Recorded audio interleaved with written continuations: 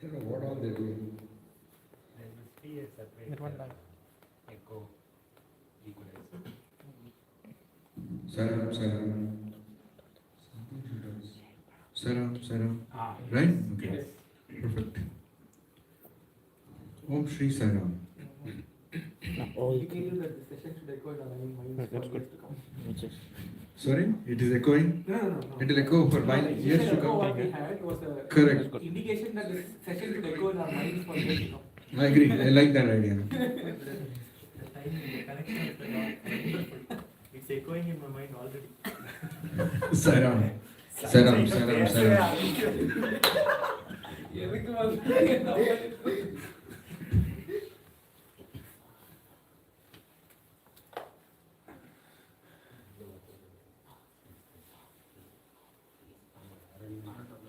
உள்ள போனேன் வட பேசுது தெம்பு வந்துருச்சு ஆத்தத்தில் செகண்ட் ரவுண்ட் போட்ட அவசியம் தப்பு சாலை கம்மியாக இருக்கலாம் கொஞ்சம் அதிகமாக பேசணும் Right? Yes. So, since it is a session, I want you to do the introduction. What it's called. You start. I don't know who. Oh, yeah. You said you have this introduction. Yeah. You have your phone? Yeah. It's on the screen. It's on. Sure. It's on. Yeah. Right now, yeah.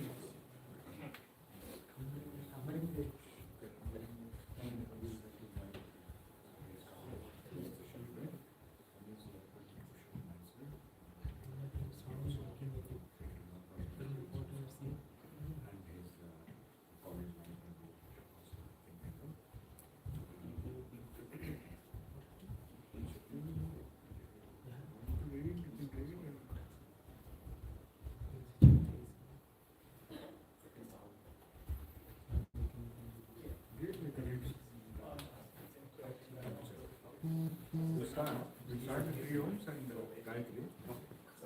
Then you do intro. Give it away. కనిపిస్తుంది కిందకి yeah కనిపిస్తుంది అలాగే పెట్టా Is it better now? కనిపిస్తుంది ఇందాక కనిపిస్తుంది but this is better Better? Is it okay? Like? Too much light? Or? Perfect. It's good? Yeah, it's good. Alright. You can dash anywhere you want. So far, it's an informal session. Once you know so far, Four of us feel sitting free. here.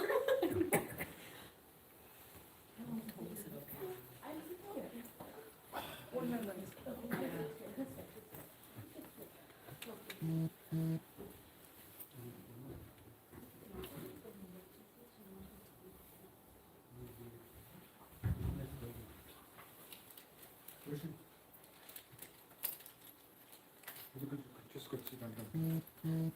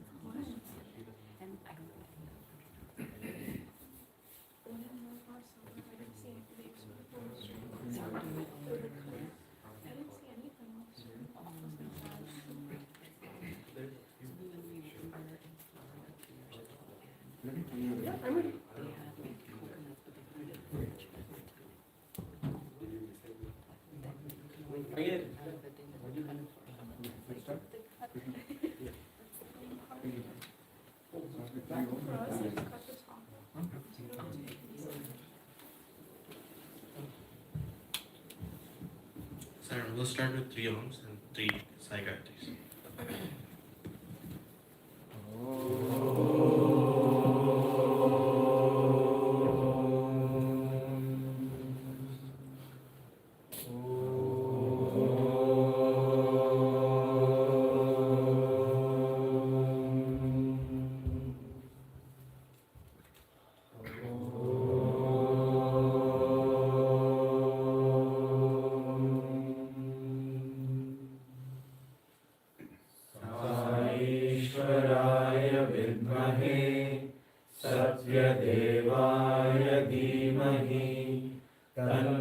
सर्वः प्रचोदयात् ॐ साईश्वराय विद्महे सत्यदेवाय धीमहि तन्नः सर्वः प्रचोदयात् ॐ साईश्वराय विद्महे सत्यदेवाय धीमहि तन्नः सर्वः प्रचोदयात् ॐ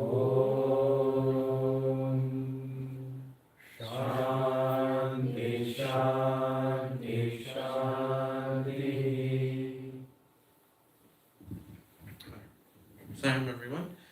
So today we have Dr. Sanjay Mahalingam from Puttaparthi, and he will be talking to us today about his college life, his life as a YA, and yeah, I'll pass off the mic.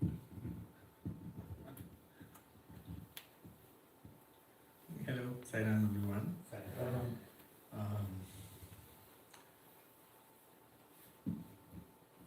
So what did you come here expecting is going to happen?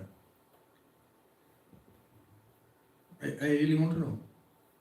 We can be very cool about this. I don't want this to be a very formal session and me sitting here and talking and you listening. We can just be chill. What do you want? Like what do you want? How do you want to spend the next 2 hours of your life? Stories from SSSIHL and Stories of? SSSIHL, your time and the morals. Stories of SSSIHL? No, like your time and the morals you gained from. Morals I gained, okay? And? Your experience with Swami. Yeah, okay. We'll speak some of those things tomorrow also. Sure, why not? Yeah. And, I was part of one of the calls that you had with YAs. Okay, which was that? I think it was the spectacular or Okay, spectacular. Okay. Mm. So my intention was I thought maybe you will expand on that a little more. It was very inspiring. I resonated a lot with that. What did I say in that session? It was about the Om and the oneness. Okay. Yeah. Okay. All right. So if you don't speak, you won't get what you want. Yeah. Only those who spoke will get. Okay. That's all I hear. I can't read your thoughts. I mean, maybe I can, but I don't want to. Let that be private. So yes. And also about the spectacular, you mentioned about trying things new, taking risks. About that, your I remember you. Yes. And you asked something also. You asked a question Same also. thing. No? Same. Yeah. That's all. The ladies don't want anything. Anything. You can ask anything. Really. I'm not joking. In fact, if you want, I can ask Mr. Madhav to leave the room also. Yeah. So you can ask me anything under the sun. How do you reconcile this differences, the duality that we live in, material world and spiritual world, the line that we draw? How do you manage the conflict that happens on every second, every minute basis? Okay, good question. I'll come to that. So you want like this? You just ask something and you expand on this, or is there something that you want me to start with? Let's design the session together, no? You have given me 2 hours of your life, and you're what, like 1, 2, 3, 4, 5, 6, 7, almost 15 of you. That means like 30 human hours. Yes. There are How people can we bring the spirituality to the understanding of spirituality or the essence of God to my kids, for example? I cannot, that's the generation that I would like to change. And I think they haven't seen Swami in real life, or they've only seen videos of him, and they connect because you connect as a parent, they're going to classes.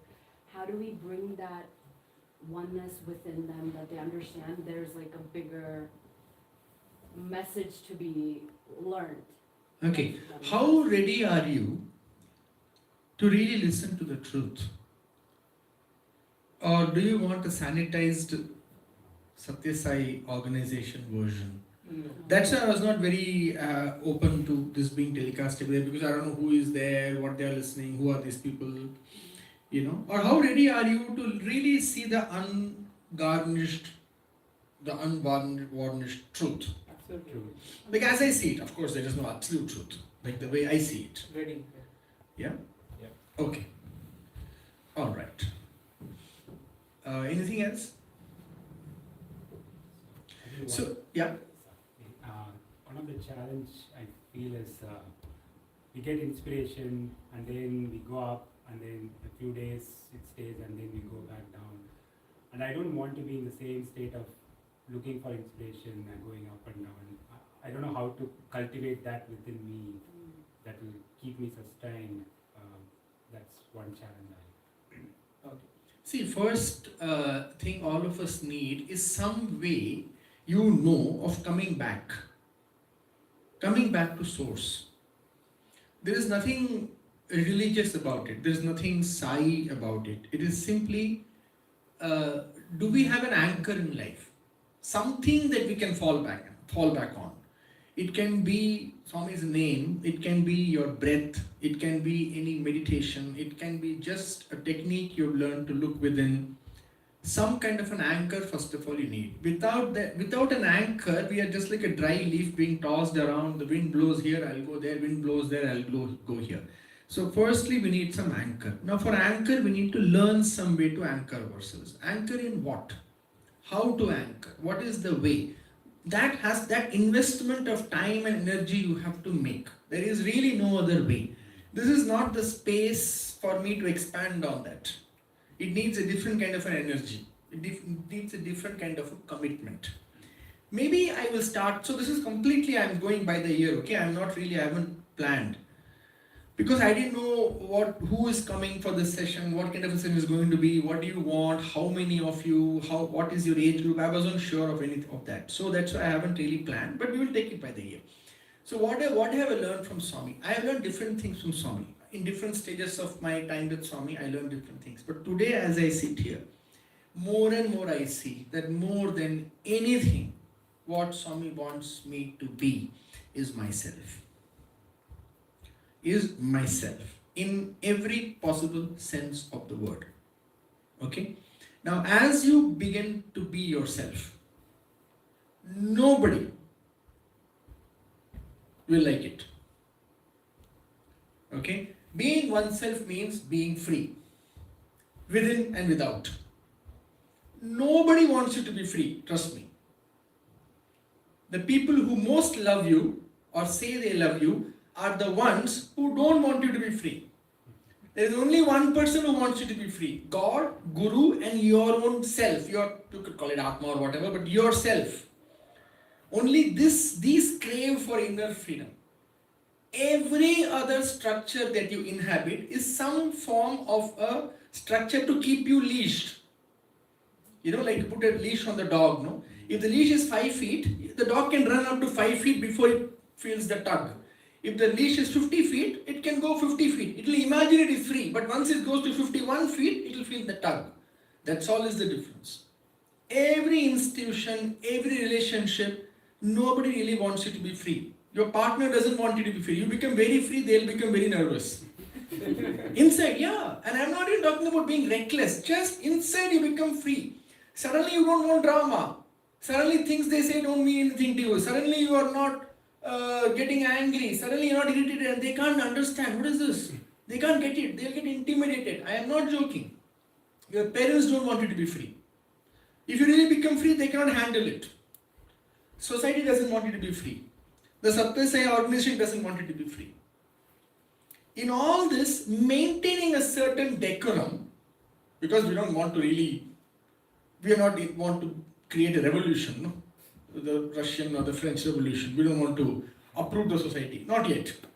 So just maintaining the basic decorum while building your inner freedom. This is what Swami wants. But this is a little radical teaching of Swami which is very misunderstood. We think Swami's teachings are about, being this Sai Ram, wearing white and white, looking all very dur and sattvic and having a vibhuti and very talking very humbly. You ask what did you learn in Swami's hostel?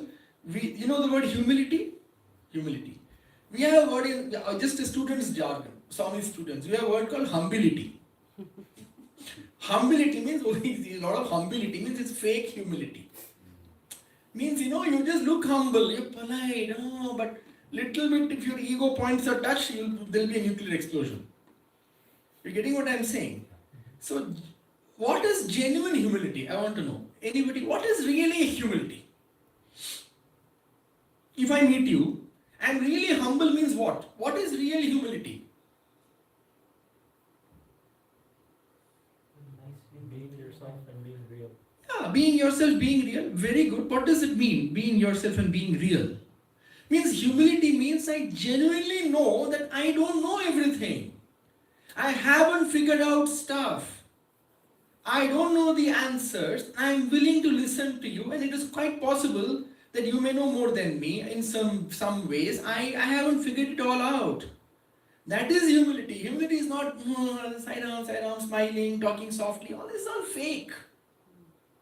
So there is a lot of fake spirituality going around, and that is why this question comes: how do I reconcile this and that? There is no this and that. There is no worldly and material. There is a spiritual way of conducting relationships. Joyfully, lovingly, romantically, intimately, beautifully. And there is another way of conducting relationships: miserably, fighting, irritating each other, arrogantly, egotistically, getting upset at small things, making people walk around eggshells around you. So that is a spiritual way of conducting relationships. There is a spiritual way of conducting yourself, your body, your mind, your emotions, which is all very real. Where will we escape from our body? Where will you escape from your thoughts? Where will you escape from your emotions? There is a spiritual way of conducting the past, and there is a non-spiritual way of dealing with your past. There is a spiritual way of dealing with your future and a non-spiritual way of dealing with your future. So this is not about material or worldly. It is about, am I more conscious as to how I am living my life, or am I unconsciously bumbling around, creating misery for myself and misery for people around me?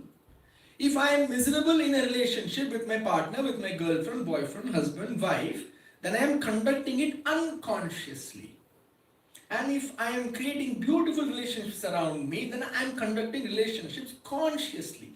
That is all there is to spiritual and non-spiritual. This whole idea of worldly and spiritual comes from a very inauthentic, fake understanding of spirituality, which is all about spirituality is how you look, how you talk, how you smile, how you dress, what you say, what you don't say, what you do, what you don't do. But this is kindergarten stuff. Now Swami is expecting us, his children, the organization to mature to a real, authentic, lived experience of spirituality, where you are a walking temple, but in your experience you are a walking temple. Others won't even see how great you are. Unless they have the eye, the X-ray vision to see really the quality of your consciousness, they won't even know. But you must know. Spirituality now has completely become how you see me. Spirituality rather must be how I experience myself. Now I am sitting here. Now you all have an experience of me. You have thoughts. Oh, he's speaking like that. Oh, he's talking like that. He's sitting like that. He's smiling like that. He's dressed like that. Oh, he looks like that. Oh, his past is this. Oh, his present is this. Oh, he comes to Puttaparthi. You have all these ideas about me, based on which you are forming some judgments. Now, you cannot help it. But there is also another person who is experiencing me. Who is that person? Yourself. Me. As I sit here, I am having an experience of myself. That is the secret to spirituality. That we don't want to fix, because that will need the attention to turn inward. So we fix the outward. How do I look? How do I look? Spirituality is just another same drama, only it has become now. It's just the same. So, you see, spirituality is all about, how do I dress? How do I speak? What do I do? What do I do? Okay, I will ask a question. Let us say there is a microphone, amplifier here, loudspeaker. Okay. Every single thought each one of us has right now for the next half an hour gets announced. Every single thought. What will happen? Where will we go and hide our faces? I want to ask. Really? What relationships will survive? None of you will be friends after half an hour. And if your partners are here, they'll all leave you. Half an hour. Every single thought about everything you have, if it starts to get, that's where spirituality is hidden. Spirituality is what is my deepest experience of myself. It's not about how I look. How I look is to maintain some decorum in the society. So that society doesn't come to bite me. So that it can leave me alone to do what really is important to me. So yeah, okay, fine, we'll maintain, we'll play by the rules. But spirituality, how to go close to God, has got nothing to do. Nothing means capital nothing, caps lock. Nothing to do how others perceive you. It's fundamentally about what is your experience of yourself. How do you experience, not what you know about yourself, how do you experience yourself? So that experience has to become silent, blissful, powerful. Inside you must feel invincible. Invincible means invincible. Even if the whole world around me crashes tomorrow, I can still stand in the center of my heart and be committed to my well-being. I can still be steady, peaceful, strong, empowered, functional, beautiful, blissful, joyful, loving, compassionate, inclusive. If this is my experience of myself, then I am living a spiritual life. Otherwise, it's all just fake. They're just trying to, who are we trying to prove what? And that is why all this conflict, this dichotomy, or, some people ask me, I'm studying this university, I'm very spiritual, but around me everybody is doing this, doing that. What's your problem? Because the whole thing is about how do I look? So that's what, so now the question is how, this is spiritual science, it's a science. How do I refine my experience of myself is the only question that is really relevant. Now I'm sitting here, how do I deepen and refine my experience of myself? This is what I have learned from Swami, to be myself. That's all. Will everybody like me when I am myself? No. Is everybody liking you now? When you are not being yourself? No, no. Only some are liking you, huh? And some are not liking you. Anyway, some will like you and some will not like you. At least let me be myself. Then also some will like me, some won't like me. At least now I am myself. No. Tell me, playing to the gallery, have you got universal appreciation and acceptance? No. No person, human being, alive, man, woman or God ever got absolute universal acceptance. Not even Swami. Jesus Christ got 12 disciples. Out of that 12, one got, what one did. Okay? Shri Baba had 5. Krishna had literally few around him. Swami had many millions, but so many millions hated him also. So even if you are the best of the best, still you don't have universal acceptance. Then why play to the gallery? Do you have the courage to go within?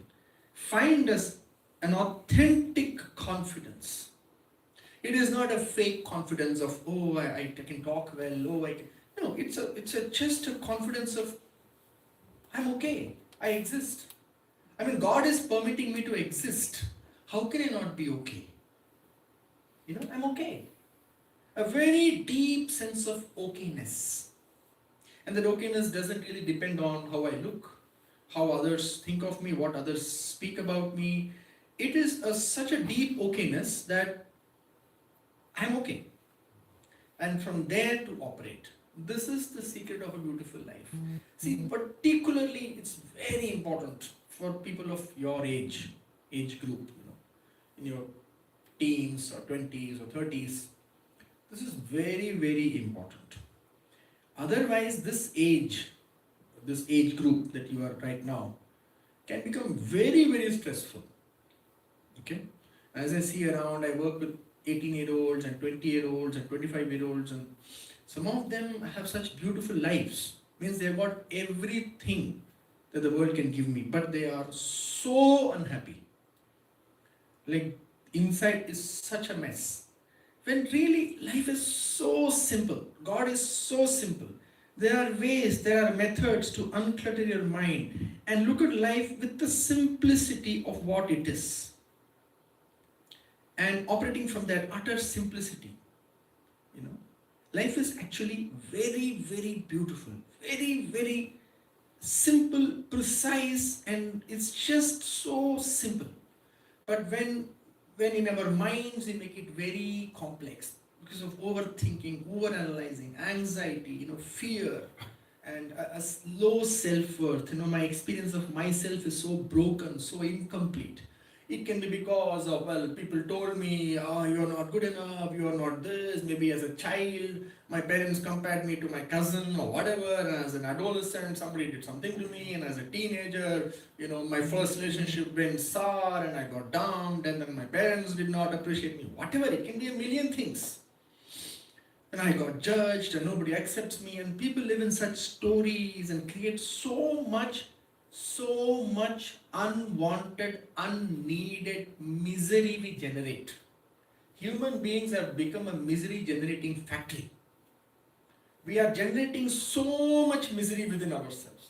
This is the very opposite of Swami's teachings. It was a bliss, embodiment of bliss. So to my invitation to you all is, let us go deeper. And it is not just enough being a part of Sathya Sai organization, meeting every Sunday and doing something and some medical camp here, some Narayan Seva there.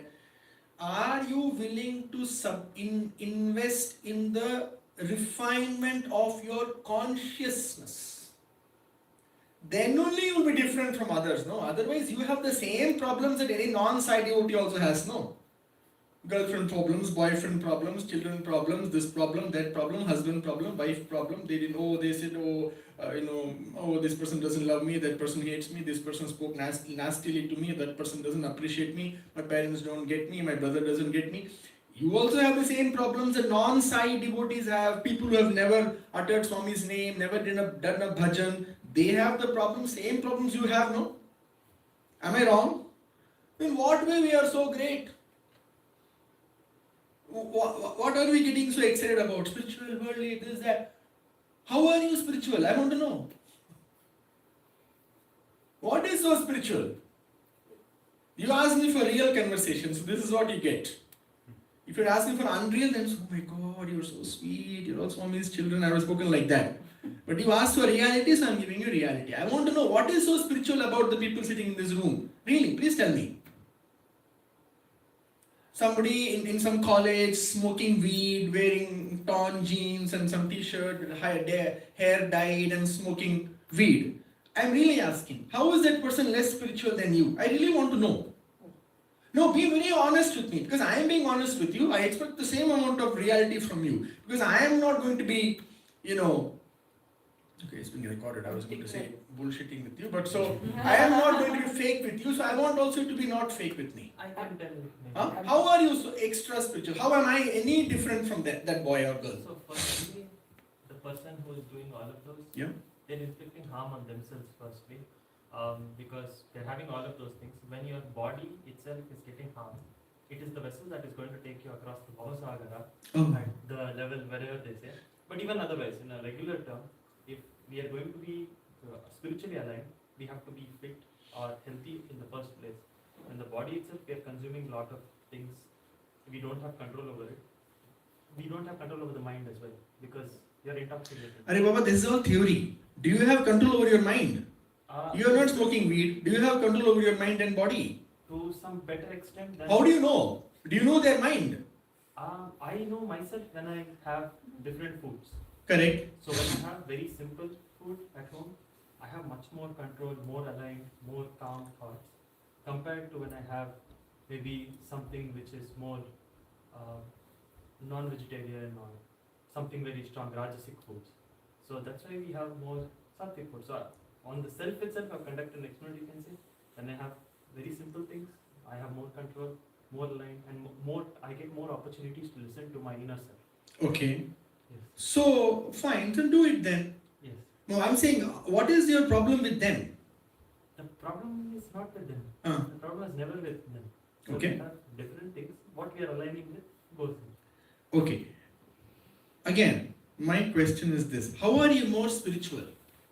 You are having sattvic foods, and you are getting some nice thoughts. So what? You are enjoying that experience, no? You are enjoying that experience of being sattvic and what, right? Yes. He is enjoying the experience of smoking weed. In what way?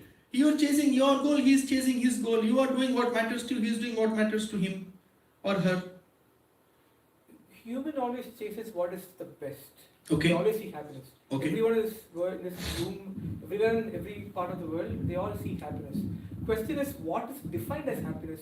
That differs from person to person. What they think as happiness and what we think as happiness. That's where the difference is, in my opinion. So, I completely accept that he's no less spiritual and no Okay, more so spiritual. yeah, good. I we, get we, your we answer. start thinking that Swami is God, right? We elevate Swami. The mind, we say he's avatar, he's a Purna avatar, he's omnipresent, omnipotent, because we want to only chase that which is the best. So we are making Swami, and the human mind is trying to make him the best, because we want to tell ourselves, hey, we are chasing First the of all, best. no. Yeah. Don't say we. No, we, but me. Say I, yeah. This is very important. Don't say we because you don't know. Yeah, You don't know what your neighbor is doing. Yeah. You only know what you are doing. So say I. Alright? I. Yeah. So mind, if I think about it, like why I want to create all these magnificent characters and God forms around, because I want to convince my mind that I'm chasing something that is best, something that is powerful, something that will make me better. Because human mind I can only chase that which makes me happy, which makes me complete, which makes me powerful. So I am trying I to can describe. only chase that makes me happy, makes me complete, make me powerful. Exactly the words that the guy who's smoking weed also will say. Yes, that's what. Yes, I'm not joking. Yes. He's exactly the same word. That makes me Exactly. happy, makes me complete, makes me, my mind is becoming calm, Sure. I feel meditative, No, I feel really happy, and I just absolutely love this. Yes, And this is so good for me. Again, I mean the same thing. For him, it is the weed. For us, it is Swami. That's all. I don't think there's any difference between him and me. He is the same. That's all. Yeah. So firstly, we have to understand this. Why I am saying this, I am not pro-weed. I have never myself done all that. We think spirituality is a linear thing. Okay? Like you are in A, there is a way to go to B. There is no way. There are many ways and there are as many ways as individuals. So the first thing in this, because this is the problem I see so many people coming, they cannot fit in. Arey, what is there to fit in? If I cannot fit in into a group means what does it mean? What does it mean if I can't fit in? If I can't fit in between you people now, suppose I can't fit in, I don't know what to do here. What does it mean really? You're not comfortable being yourself. Huh? You're not comfortable being yourself. Yeah, it just means I am too arrogant. That's all it means. That I feel that I am very different from you. That's why I can't fit in. Otherwise, what is there to fit in? So this whole thing of this is why I am saying this is, first one must understand that everybody is trying for the same thing. So this, we have to be able to look at everyone with these eyes of love and respect. Whatever somebody is doing, everybody is struggling, everybody is trying to make sense of their lives, everybody is grappling with their thoughts and emotions, everybody is grappling with their own past, everybody is trying to find a way from this present state of unhappiness to an imagined state of happiness, relief, stress-free existence. Honor that human striving in whatever form it shows up. Whatever form, it may not be your way, but there must be a deep honor to whatever way it is showing up. You may not agree with that, means you don't do it to your body and mind, but intrinsically, but this is very rare, we are nodding, but when we see this, instantly judgment pops in our head. So look at everything as a human striving for joy. Conducting it very consciously, yes, then you will go within, quieten your mind, meditate more. I agree with you. It is the best way to do it. But they are doing what they know. You are doing what you know. Right now you're only doing what you know. No. Can you do what you don't know? You're also limited to only what you know. They are also limited to what they know. Tomorrow what you are doing now may look childish to you. it is quite possible that you grow spiritually, then today what you are doing in the name of spirituality may look childish to you. To me, the way I spent my years with Swami when he was physically around me, to me today it looks childish. If today Swami comes, I will be so different with him than how I was in my growing up years with Swami. Because that is now to me childish. But then I only knew that much. I did what I knew. So everybody is only knowing what they know and everybody's striving is the same. So the first thing is look at these things with respect. Great respect. Like, wow, this is also the same divine in action trying to find themselves.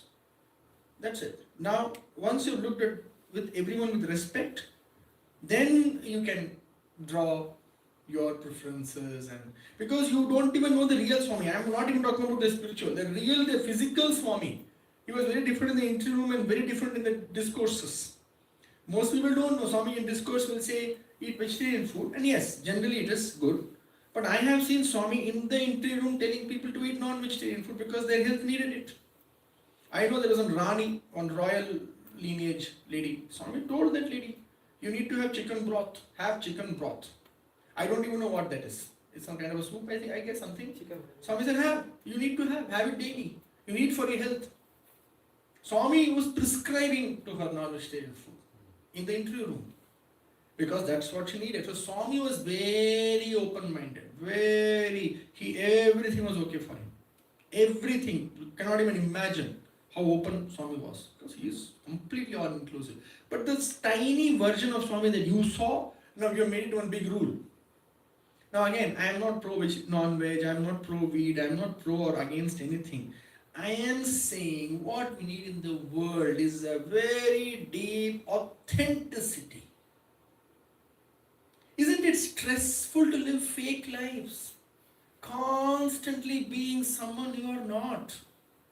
I cannot live that life anymore. I have done it. I have lived it for many years. I cannot live it. I cannot. What's the worst thing that is going to happen after this meeting? You will never call me again to Detroit. That's fine. There are many other cities in the world to go.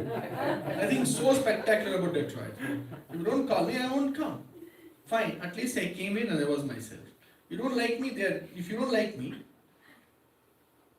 you not liking me, who has to deal with it? You only. They are your thoughts. I have stopped consuming other people's thoughts. I let people consume their own thoughts. If you think I'm a fool, okay, what's your name, brother? Yeah. Sai. Sai. Oh, that's such an uncommon name. Alright. So if Sai thinks I'm a fool, okay, who is thinking that thought? Who is thinking that thought? Sai, na? Are say Sai. Sai is thinking the thought. Who is consuming the thought? Sai. Who has to live with that thought? Whose body will know the effect of that thought? Yeah, the stupidest thing is if I start living his thought. Oh, Sai is thinking I'm a fool. Now me worrying about it makes me a real fool. Now I made Sai right. Sai is right now. If I worry about his thoughts, then I am really a fool. Let him consume his thoughts. Let him enjoy his thoughts now. What's my problem? I am here to be a fully self-expressed being.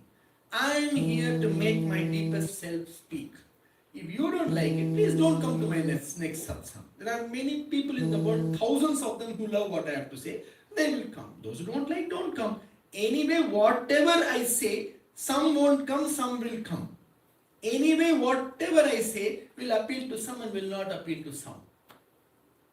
My job is to be my authentic self. Not to hurt someone for the sake of hurting, but if someone gets offended by my authentic self, please stay away from me. I am not here to hurt you, but I cannot be fake. So this authenticity, this courage to be yourself. You see, your parents may think something is wrong with you. Most parents do. Okay? Parents, okay, now we're getting very serious territory. Parents by their very nature carry a certain level of unconsciousness. And I'll come to your question. How do I treat my children? How do I give them values and all that? Okay, now I don't know how to say this. Because there are at least two mothers here. I don't know, there may be more fathers and mothers, I don't know. There are at least two. You want the truth. No, it's okay. No, but Yeah, the truth is this. You have to be yourself. And So sometimes what- your parents don't like it. And they have to deal with it. Nobody's going to challenge me. Are you just going to accept whatever I say? What is authenticity actually? Huh? So when you talk about authenticity, Why take chance? Huh? what is authenticity? Yeah. Because we are what we are trained. Right? And so first you have to want to be authentic. First you have to get exhausted by this fakeness. Then you have to dig deeper and become more and more authentic. It's not an overnight, now you'll be fully authentic. But at least now you want to be authentic. You are exhausted living a life which is not true. You are exhausted consistently, trying to look happy, trying to look spiritual, trying to look polite, trying to be good to others. Nothing wrong in any of this. There's nothing wrong in being polite. There's nothing wrong to be good to others. But constantly walking around with a mask you must realize that to your soul, to your deeper self, it is deeply exhausting and draining. And I really want to be a self-expressed being. I should be able to say, be who I am truly. And see this more and more clearly. However fake you are, anyway some like you, some don't like you. Right now in your college you have a gang of friends and you have people who find you abnormal and there are people who find you absolutely normal. Tomorrow when you become really authentic, some people will still find you abnormal and some will still find you normal. So fine, take that risk, be yourself. You will be so powerful. And then the beauty, the secret is then you will also attract people who are authentic. When you become very authentic, because your authenticity is so powerful, only people who are authentic will get attracted to you. Others will get repelled by you. They will run away from you because their fakeness is not finding a mirror. Oh, my fakeness is not working. This person is very real and very authentic. People will get attracted to you. Both same and opposite gender. Authentic people. And then on that basis of authenticity, you build authentic relationships. Romantic or otherwise. Then you grow an authentic life. Defining to yourself what it means to be successful. Defining to yourself what it means to be beautiful. Defining to yourself what it means to be full and complete. Defining to yourself what is romance, what is intimacy, what is success, what is joy, what is beauty, what is abundance, what it is not, what it means to be intelligent. Everything you define for yourself. Now everything you have thoughts about success, beauty, love, everything is coming from where? Society. Society, mostly Instagram. Instagram is your guru. It even tells you how many vacations you must take in a year. It also tells you couple goals, vacation goals, children goals, this goals, that goals, money goals, how much money you must have in retirement, everything Insta tells us, right? So do you have the courage to live authentically? That's my question. That's the question first. Does the idea appeal to you? Yes. Or like too risky, man? Let me just continue this fake drama. It's like nice, it's working. If you think it's working, you just see that it's not working. It's not sustainable. Right? Yeah, it is not, but no, people can sustain it. People's appetite for suffering is very great. Yeah, human beings' appetite to live an unconscious life is very great. People can suffer for many lifetimes. So, now how do we live authentically? First of all, if you stop judging others, then other people's judgments will stop touching you. This is very important. Right now, because we are so judgmental ourselves, we judge our children, we judge our siblings, we judge our friends, we judge the society. We are constantly looking at judging. We are all the time also afraid of other people's judgment. First of all, develop your experience of yourself. Stop relying on other people's judgment of you. Be intelligent to take feedback about yourself from others. If people constantly tell you, you're short-tempered. Okay, if 10 people tell me must be true, okay, fine, that's a feedback. But many times people, because we are surrounded by unconscious people, we are surrounded by narcissistic people who have unconsciously, they're not bad people, unconsciously, they put you down. And that includes parents, partners, spouses, boyfriends, girlfriends, society, friends, college mates, everybody. So you must be able to stand your ground. You must be able to rely on your inner strength. This inner strength has to come. And that can only come with some form of inner work, some meditation, some japam, some kind of a connection with what you might right now call Swami. That is why spirituality is important. Not because you're part of some organization and you are born in a Sai family. It doesn't all mean nothing. My connection with Swami must make me stronger inside. It must open up doors inside me which were hitherto closed. It should open me up within myself to new and more authentic experiences of life and myself. Then my association with Swami is doing something for me. Otherwise, what's the point?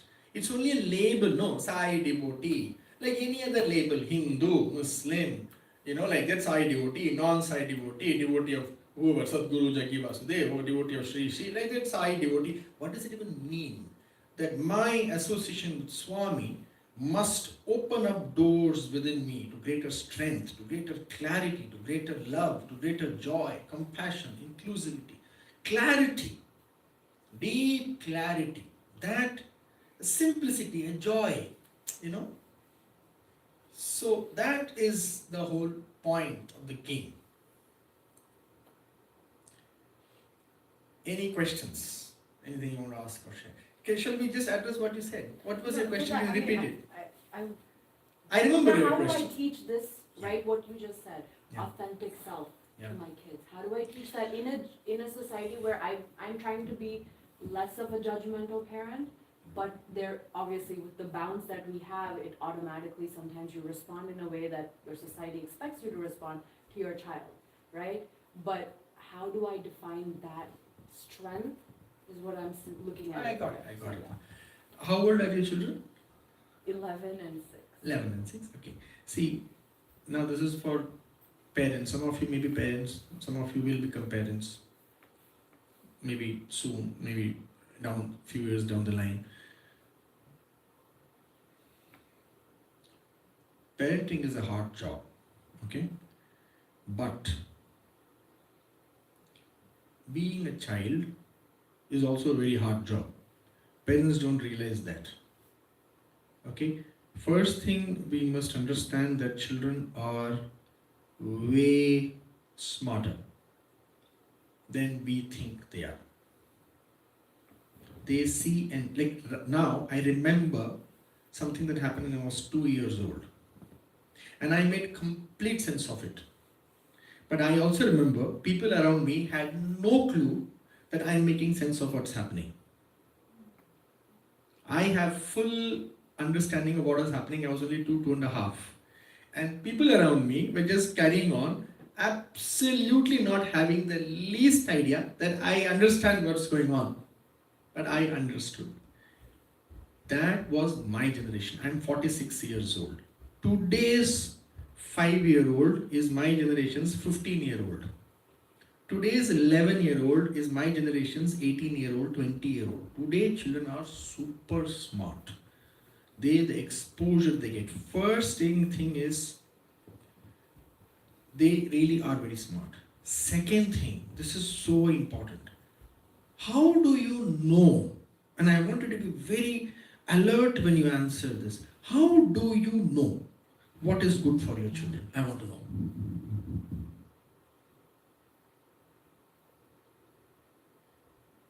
Based on my own experience. Correct, but have you found the goal of life? Have you broken through your mind? Have you become free of judgment? Have you become enlightened, aware, super, very conscious? You have not. This is not to blame you. I have not. Most of us have not. So do you see? Now see this.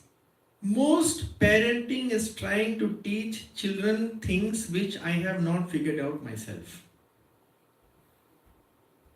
First of all, have this humility. This is very difficult as parents.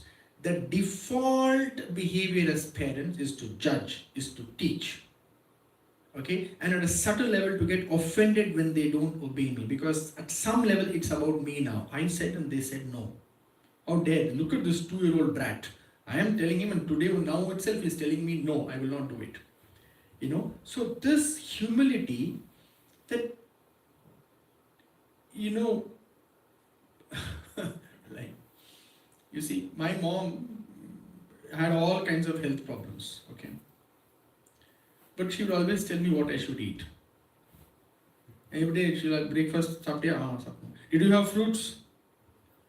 Yeah, but she would have had ghee roast masala dosa.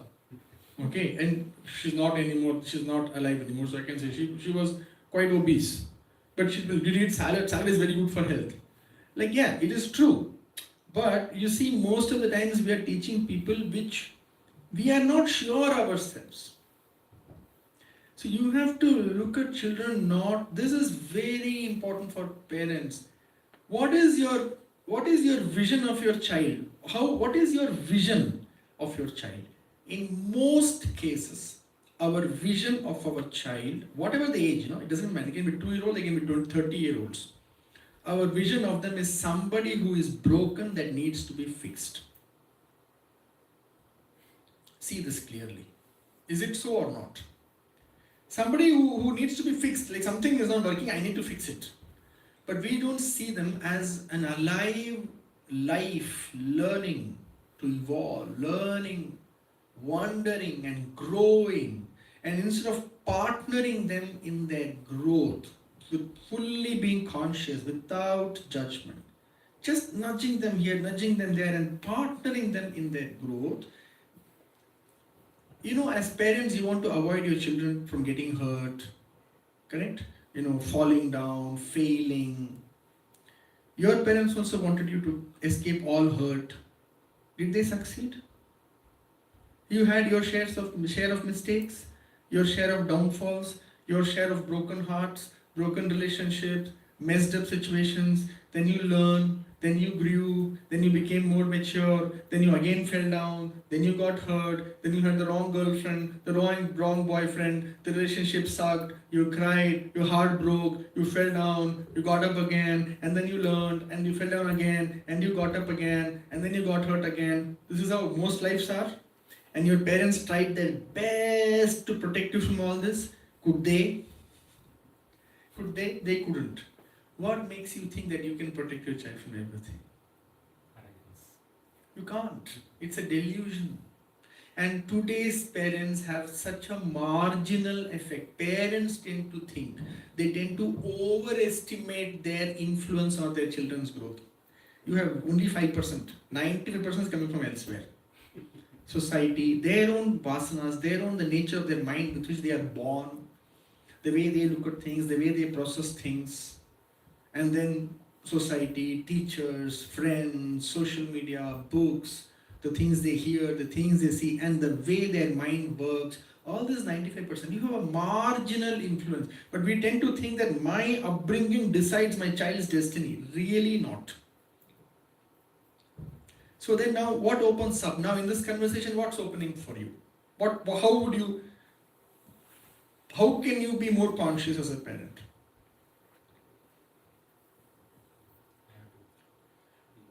First, change your vision of your children. They are not a problem to be fixed. They are not something that is broken that needs fixing. I cannot tell you, I know how difficult it is to parent, but how difficult it is for children to grow with unconscious parents. And by unconscious, I don't mean parents who are coming up home and beating up their children, abusing them. No. Unconscious parents can also be loving parents. Sometimes very loving parents, love is the problem. Too much love, So loving parents can be unconscious parents. This is not about bad parents, and that's an extreme case. Good parents, parents who want to do good by their children. It is equally difficult to live with unconscious parents. So this itself can be an 8-hour workshop, but the thing is, look at your children as an evolving piece of life. And you cannot stop them from getting hurt. You cannot stop them from making mistakes. You will not stop them. You cannot stop them. What they really need from you is a non-judgmental space where they can learn to slowly be themselves and figure out themselves what works and what doesn't work. And in the process, they will burn themselves and then they will heal, and then they will burn themselves again and they will heal. But they will become really true and strong within. And they just need the thing that whatever happens, my parents have my back. And I can, they're there for me. I have some true love in my life, true love. My parents really love me. Whatever I mess up, their love stands for me. That's all they need to know. And and then general discipline, of course, like simple things, but otherwise creating the non-judgmental space for them to flower. That's the difficult part. That's for that. So how can you help them? You can only help them by yourself becoming more and more conscious. There is no shortcut. As you as a human being become more and more conscious, more and more inward, more and more clear and free within, that's only way to do better by your children. There is no shortcut. There is no hack. There is no tip. There is no list of do's and don'ts. Do this, don't do this. You will become better. No, it's a very dynamic, evolving situation. So you have to become more and more conscious as a human being. Only then, it's possible. So I have one question. How do you connect to Swami? Do you have any way to connect to Swami? And how do you connect to him daily? Because Swami is this extremely powerful presence, okay? Means anything he can set right in your life. Trust me. Broken relationships, broken hearts, broken bodies, God forbid if you're suffering from health crisis, relationship crisis, financial crisis, spiritual crisis, anything Swami can fix for you. And he will fix it in the best possible way, in your highest interest, in ways you cannot imagine. Don't think of him as some saint, some monk. No, he is just a super intelligent being. Like an intelligence of another level of intelligence, and not the intelligence of getting good marks in exam. I'm very intelligent. I can play chess well. I can solve maths problems. I'm very good at differential. I'm very good at calculus. Not that intelligence.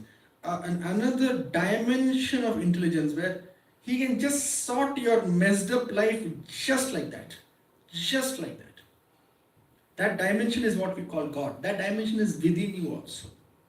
So this opportunity is given to you because you've known somebody like Swami. This opportunity is not given to most people because they were not fortunate to be born in those kind of families, those kind of environments. So I'm just asking you, this is an intelligent thing to do, not even a spiritual thing. It is just an intelligent thing to do for you to deepen your connection with Swami. Like how we have deep connections with our partners, with our parents, like that, a deep connection. What is your process? How do you deepen your connection with Swami? Do you do it? Because most people don't do it. In Sai organizations, most people don't do it. They just like to believe I'm a Sai devotee. Means, what is the meaning of devotee? Devotee means to be devoted. What is the meaning of being devoted? Like, I'm devoted to my children, right? I'm devoted. Means what? What does it mean? To have a deep connection. To have a very, very intimate bond. So what is your way of deepening your intimacy with Swami? There is no one way, but there has to be a way. My way is to talk to him. Okay. And I try to tell what's going on. Yeah. So talking to him is a wonderful way to increase your intimacy. But more than talking to him, what's important is to listen. Yeah. Talking to him is 5%. Intimacy comes when you are able to listen to him. How do you listen to Swami? If you have to listen to me right now, and I speak more and more softly, and you still have to listen to me, how do you have to listen? What is required? Silence. Yeah, if I start speaking very softly, you will say, can you just put this heater off? I can't hear. And if some music is fan is, can you just put that fan off? Can you just close that window? Sanjay is speaking very softly. I can't hear what he's saying. Guys, can you just to stop whispering, please? What will you do? You will need silence around you. The more softly I speak, the more silence you will need. If I'm screaming on top of the voice on my mic, then even in the fish market you will hear me. But the softer I am, the more silence you will require around you. God is the softest whisper of your being. Intimacy is generated by creating inner silence. If this one sadhana we can practice, literally, it is like listening to Swami. Like suppose Swami is whispering in your heart. How would you listen to Swami? Inside you just say, what Swami? But for that you have to bring attention to literally to your physical heart around this area, which is also the heart chakra. You literally, this is meditation. To be able to create an inner silence where you are truly wanting to listen to Swami. This is devotion. Not claiming, Swami, I'm a devotee, I'm a devotee. Devotion is your commitment, your inner love to listen to Him. Do I have that commitment? Then I am devoted to Swami, no? And that will need sacrifice. What do you have to sacrifice? What do you have to sacrifice to listen to Swami? Sleep. No. Sleep well. Oh my God. You have no idea how exhausted I am because yesterday I didn't sleep at all. Sacrifice sound. Yes. What is the sound? Your own thought. Yeah. The noise between our ears. What's the noise between our ears? The mind, the thought. The thoughts, our obsessions, our addictions, our confusion. The best way is either surrender in love or awareness or wisdom. This is my life's work. I hope I go around the world looking for someone who is willing to engage more deeply. If you give me 30 hours of your life, then you will see what comes of it. And I am just saying this openly, it may sound arrogant, but there is no other way to put it. But I need 30 hours of your life. What to do? Because this space, first of all, it's not about the time. This is not a committed space. You're just sitting here checking me out. I'm just sitting here checking you out. We're just like, whatever happens, happens. Like, we got 2 hours somehow. We have to sit here for 2 hours and we'll have a nice coffee. And then we'll do something. And we'll go home, yeah? But I want you to sit here as you feel life depends on it. Then I will also sit here as if my life depends on it. And when 2 people sit trying to create something as if their lives depend on it, then something beautiful will emerge. But this is not that committed space. And it's not your fault. This space is not designed to be that committed. So that's why me and my wife, we conduct these programs. But be that as it may. So you have to be willing to sacrifice something between your ears. What are you willing to sacrifice? Like something. You're getting me? To create space for Swami. He's listening. Somewhere in your day, you have to find, first of all, you start with inculcating the discipline that in some part of the day, maybe morning, maybe afternoon, maybe evening, you have to commit to listening to Him. Because Swami is so humble, the divine is so humble, that unless you call Him, He won't come. Unless you ask Him, He won't speak. Until you listen to Him, He will not open His mouth. Why? Not because He doesn't love you, because He is humble. He only gives what you ask. To give someone what they have not asked is actually, in the deepest way, it's an act of violence. You don't want to change, but I want you to change. Let us say you tell lies. I want you to not stop telling lies. What is this? This is violence. Me wanting you to change when you don't want to change, deeply, if you see, it is violence. And this violence we commit all around on our partners. You are not like this, you are too reserved, oh, you don't love me enough, oh, you forgot my birthday, oh, you didn't give me a card on my Valentine's Day, oh, you are like this, oh, you are like that, this is violence. Violence is not just beating people up, this is violence. God is extremely non-violent. What you ask, He will give. When you listen, He will speak. When you are silent, He will come. If you seek Him, He'll become available. Otherwise, He will sit quietly, hidden in the center of your heart, not making a sound. For lifetimes you will go round and round, not even knowing God is there, because He is humble. He will wait. He is simple and humble. You call, He will come. So am I willing? Now, most people haven't even heard. You may think Sai organization is a very big organization, but a very minuscule percentage of the world knows Swami or any other guru or any great being. So this opportunity is given to you as young men and women. So my first suggestion which I can leave with you is, take some time in the day to talk to Swami, but listen to Swami more importantly. Tell Him what you want to tell. That's your drama. Okay? Swami, this is not working. Please tell. But any conversation is what? Saying and listening. No. Otherwise it's a one-man show. No. If you say something, you have to listen. So now you said your piece. You told Swami your problems, you told Swami your desires. Okay, now listen. But listening will need some silence. Listening will need trust. Listening will need interest in listening and a disinterest in something that's coming in the way of listening.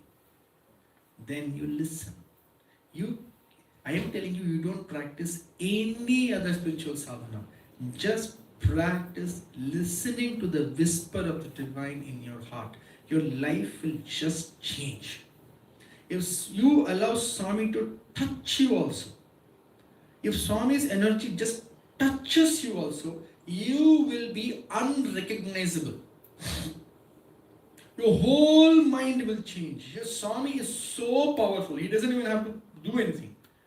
If one thought Swami has about you in His divine mind, your life is finished, you're gone, you'll be changed. Everything will change about you. Suddenly you'll be different. You will be so happy, so complete, so confident. People won't be able to recognize you. But we have to allow Swami to touch me. That needs a certain trust, a love, a devotion, a meditativeness, a silence, a desire to listen to Swami. So this is one simple way, because this is Sai organization and you're all Sai devotees, and I assume you may have different levels of attachment to Swami. Okay? This is something that you can consider. And don't think of it as spiritual. Think of it as the intelligent thing to do. If you want to learn physics, you go to a physics professor who is brilliant at physics. It's just the intelligent thing to do. You want to learn how to live life, you go to a super conscious being. Because his very presence will teach you how to live, how to not live. It will become clear. He's like sunlight. Everything becomes clear. Everything you see clearly in the love of Swami. So this is another way. The best way for this is Namasmarana. It really is. I have done lots of talks on Namasmarana. I would highly encourage you to find one particular talk I gave in California last September, but also in this retreat in R2, Region 2 in Poconos. They have not made the link public, but if you contact somebody in Region 2 through Mr. Madhav, it's a private YouTube link, but it's there on YouTube. It's a private link. If you get the link, just see the Saturday session. About 2 hours, I have described the yogic way of doing Namasmarana, Japam.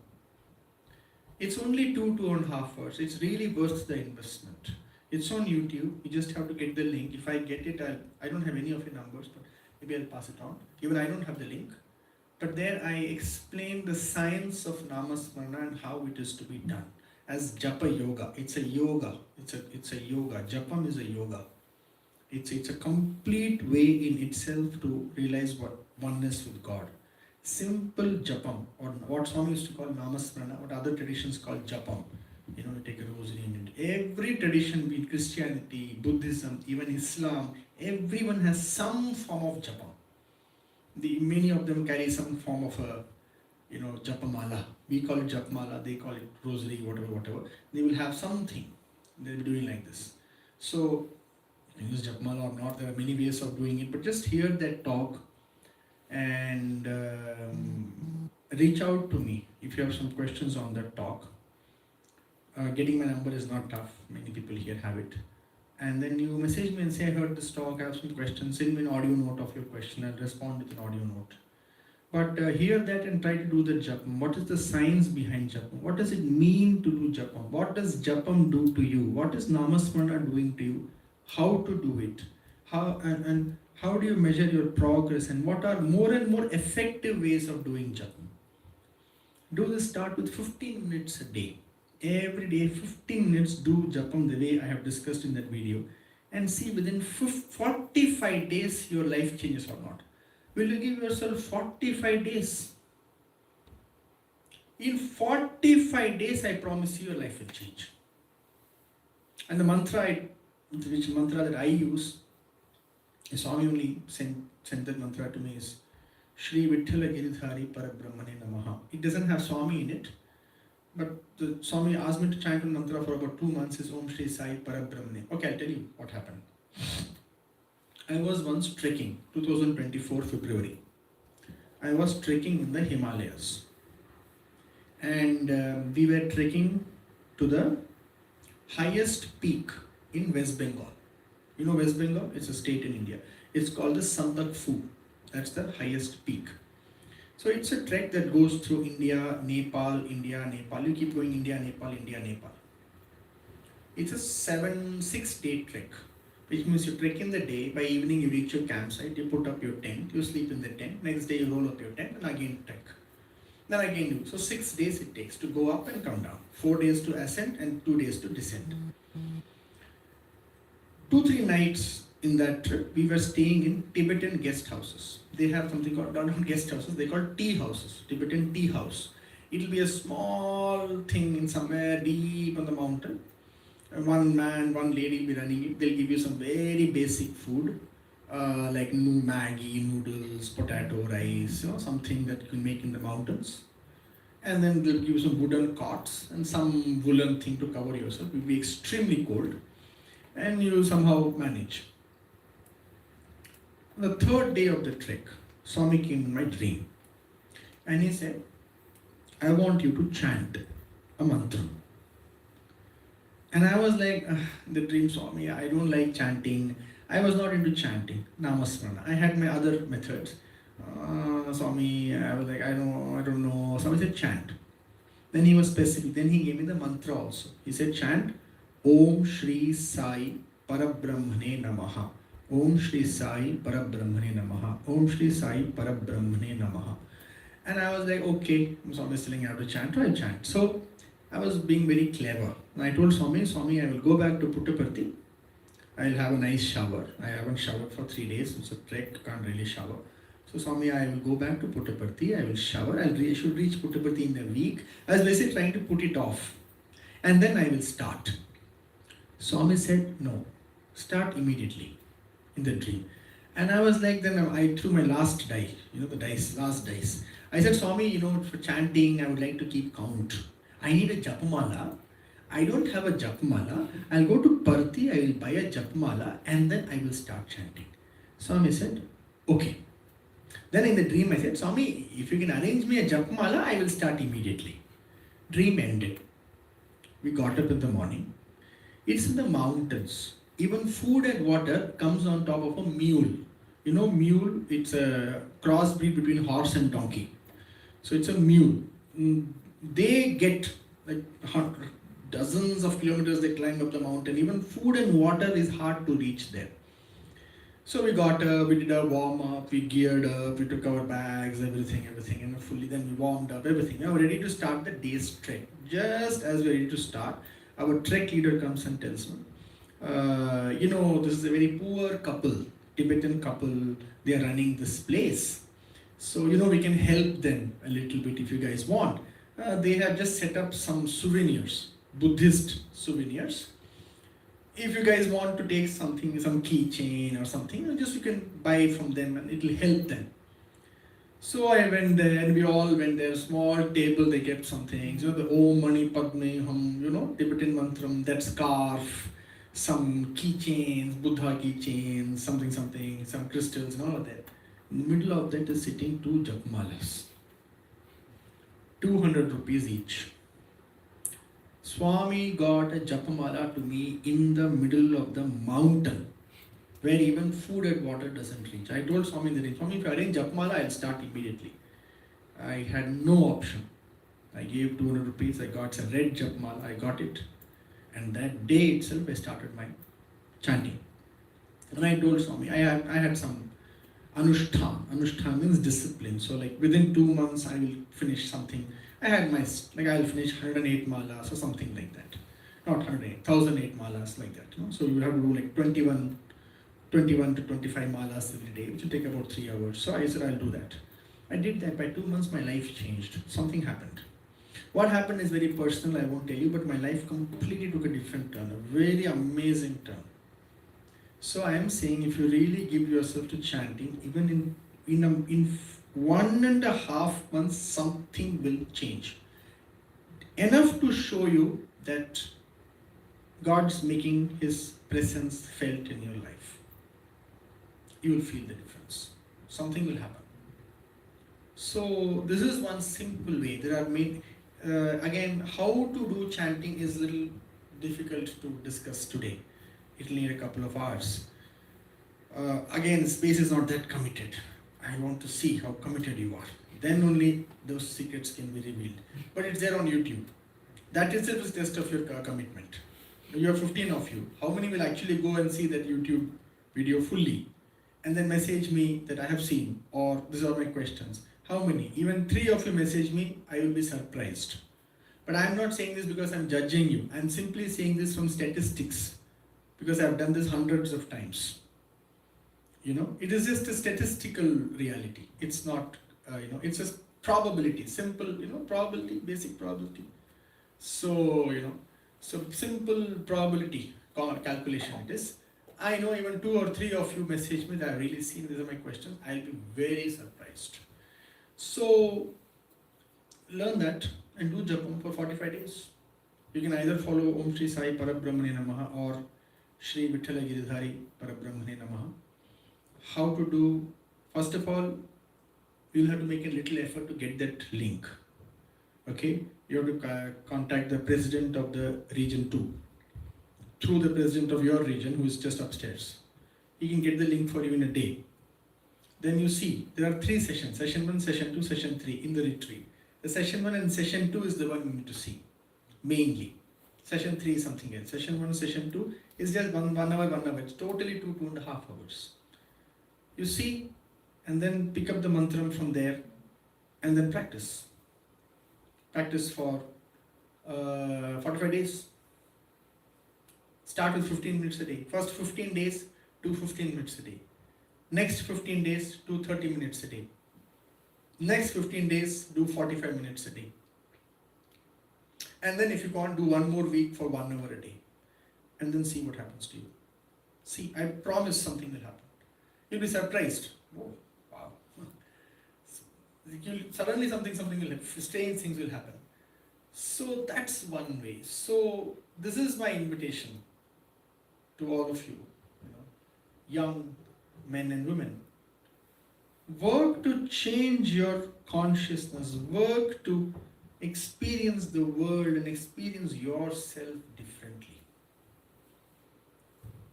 Tab maza hai na, then there is maza. Otherwise, what is there? So run of the mill. I also did Narayan Seva. I am also a Sai devotee. Also ran. I also ran the marathon. I also ran. So let's not be an also ran. Because Swami's presence is priceless.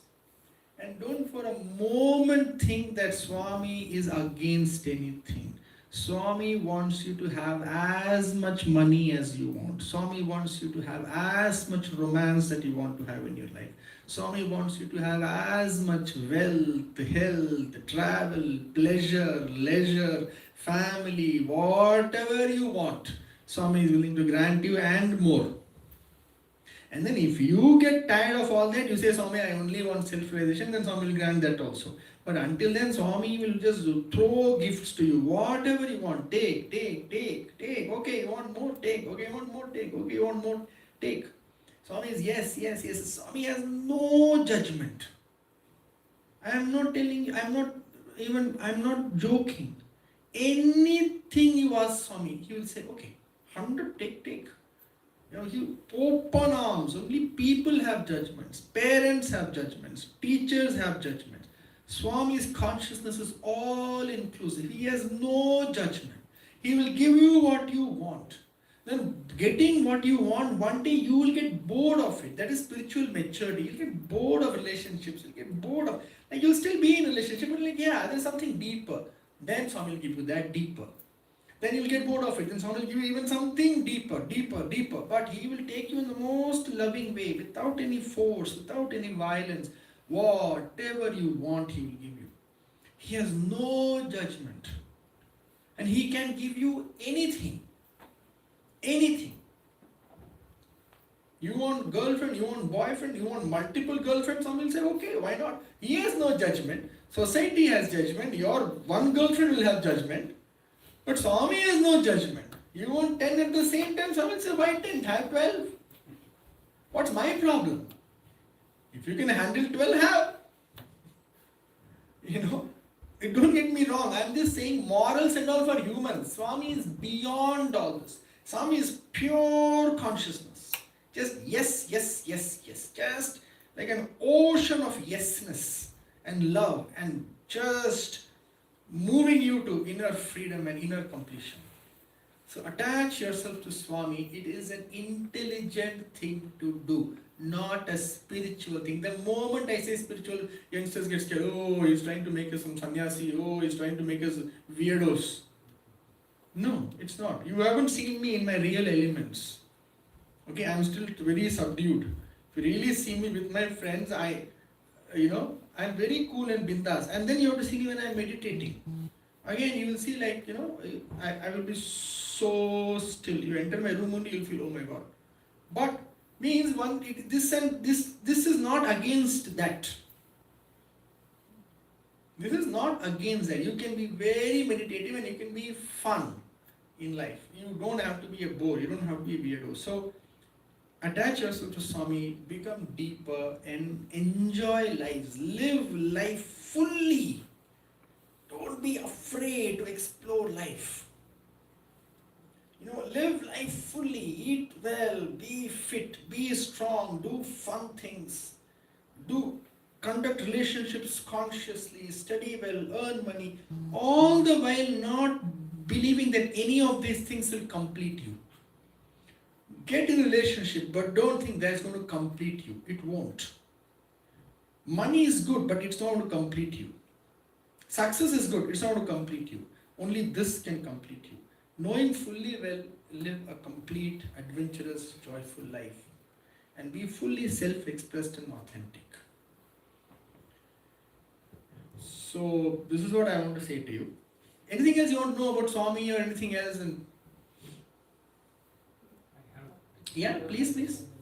The first question I asked, going back to the starting point, where I started from, I had a question about the two sides, the material world, the spiritual world. You clarified it. I just want to make it a little more clear about my perspective. Yeah. So once you start seeing pleasure in yourself, when you understand yourself, the pleasure and happiness in yourself, you feel you have a glimpse of your own self, and you understand that the whole universe is your own self, reflection, or however you want to put it in language, but it's just that your own self is everywhere. What is your motivation for performing an activity? That I am not able to understand. How I push myself into an activity, like for example, Sai Center is organizing an activity, for example. I don't see a need for the activity at all. But why did Swami act then? Are you going to become more realized than Swami? Why did Swami act? No, that's what is the motivation for my question? Yeah. How do I push myself? The motivation is your inner joy and motivation is love. When it is coming my own self, what is my motivation to seek out? You will. So, this is another big pitfall. In a certain state of consciousness, don't speculate what will another state of consciousness look like. Reach there and see. This is exactly what somebody asked Bhagavan Sri Ramana Maharishi. If I get self-realized, something is, how will I do this? How will it? Then he said, first get self-realized and see if you're able to do it or not. So, right now, most of our motivations are fear. Almost 99% things that drive us is fear only, actually. Some form of fear. So when you are complete in yourself, you will have action because you cannot live without action. If you are in the body, you have to do something. You have to do something. There's always a karmic exchange if you are in the body. If you are having a form, your life is a continuous exchange of karma. So you will do it more and more consciously. And you will do things that truly give you joy and that you love doing and allows you to express yourself fully. That's what you will do. The more and more closer you get to yourself, the more and more uninhibitedly you will walk on the path that gives you joy and allows you full self-expression. The motivation will come. That will be your motivation. 100% it will come. So don't worry about that. Spirituality won't disable you. It will only enable you more. So some of you got bored. I'm very sorry. But increasingly, I am finding myself unable to just say things for the sake of things because I know you're expecting something. But for half an hour, I am willing to play that game. Okay? We have half an hour. So tell me, what do you want to hear? Just let me make you feel good. Based on what you said. Yes. Your perspective and your experience of Swami that you are telling is very different from what we have heard so far from other devotees and other experiences. Yeah, there are very few like me. Yeah, I'm a So gem. You won't find it's a diamond. Yeah, you won't find them easily. Yeah. So I resonate with you a lot, but I'm trying to say I have been shaped by all the other experiences I have heard. So how do I now? I'm not just specifically saying that, but I have already built something for all this. So how do I overcome this? You can overcome. It's not difficult at all because the light of God is way, way, way more powerful than what you are referring to as mind, as conditioning. I've become like this, now what do I do? Bring God into your life. Like this it will change. It's not difficult. The thing is now you know that there is a more authentic possibility.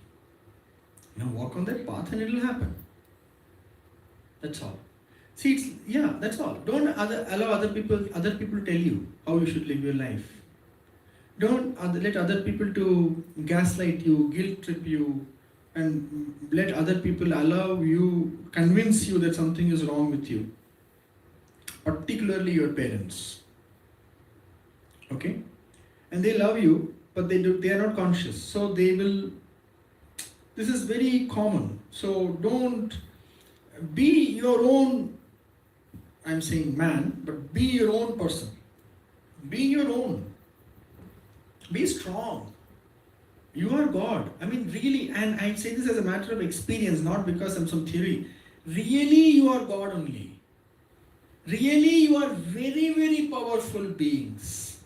I know that is not your experience of yourself right now because, oh my God, I can't even manage my boyfriend, I'm so, this thing, nobody loves me, and you're feeling very weak and distraught and broken, and my life sucks. But these are all stories. If you wake up to your reality, you are such powerful beings. Like you carry such a power in you to make your life more beautiful and more meaningful. So don't be afraid. Don't let other people tell you how you must live your life. It is better to follow your heart, make a mistake, suffer and learn and grow than constantly living to get other people's approval. It is better. The world may think you've fallen off the path, but in your heart, God will walk with you. God will walk with you. Be your own person.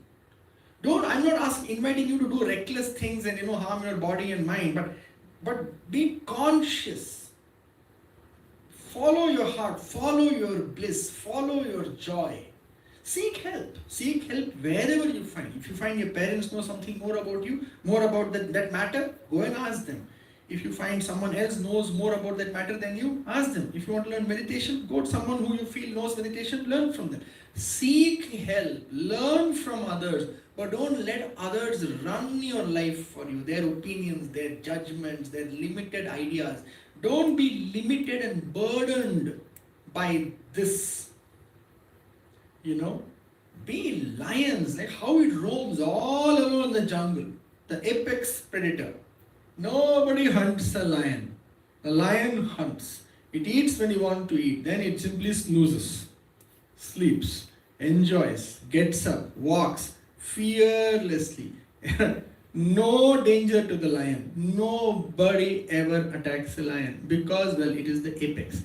Like that, you must walk inside yourself, fully free and complete within yourself, doing things you enjoy. There'll be many challenges. This is a tough path. As I said in the beginning, nobody in your life wants you to become free. Think about it. Every relationship is a bondage. Now, you don't have to break in a relationship. But I am telling you, there will be tension if you become very free. Nobody wants you to become free. Parents don't want free children. Husbands don't want free wives. Wives don't want free husbands. Nobody wants you to become free except God, Guru and yourself. So, be free, be conscious and live a more powerful life. And connect to Swami, really connect to him. Not this fake connect, a real connect. Bring him down. How can I not feel his presence, his love? He must appear either physically in front of me or he must appear in my heart. I must feel him here or I must see him here. He must come. And that love, you do japam, you do namasmarana, you do meditation, it'll come, it'll happen. So be strong. Don't become weak. Weak is not God. God is strong. Be strong. There's nothing you cannot handle. Really, I am saying, I am not simply speaking in the air. As I said, you have to work with me more deeply to really see it. But be strong. There's nothing you are not capable of and nothing you cannot handle. And no joy that you cannot experience in your heart. Everything else, however it is, you can be very happy here. I have a couple of questions, but I'll wait. Yes. I hope you are going to stay back for a while after two, at least some of you. We're going to do a very special Om chanting. Okay? Now this is a powerful yogic way of Om chanting for deep healing. Whatever you're dealing in your life right now, it could just be a physical health problem or just be a problematic relationship, problematic workplace, money issues, some problem with some person, anybody in the world, whatever you're dealing with, this is a powerful way to invite God's grace into your life to solve that area of that problematic area of your life. And I have experienced this myself very, very powerfully the last 2-3 times I have experienced it. Where 2-3 things I put in that Om chanting, I'll tell you how to put it and all that. If you put in it, it solved. Like it moved. Something happened. It won't get solved the way you want it to get solved. It'll get solved the way God wants it to get solved. But something will move. You will see God's hand. Oh, it's working, it's moving. So it's a very powerful process. You can even send that healing to people. You can write their names and put the chits. Your children, your friends, your parents, whoever you think need that healing or dealing with something. It's a very powerful. You have been doing it yesterday evening, today morning. Some of your parents or some people, elders were there. They just loved it. So I think it's 3 or 3:30. So if you can stay back, at least some of you, it'll be wonderful. More I will explain. I just want to request you to stay back unless you're something absolutely, it's nothing. You just have to sit and chant Om.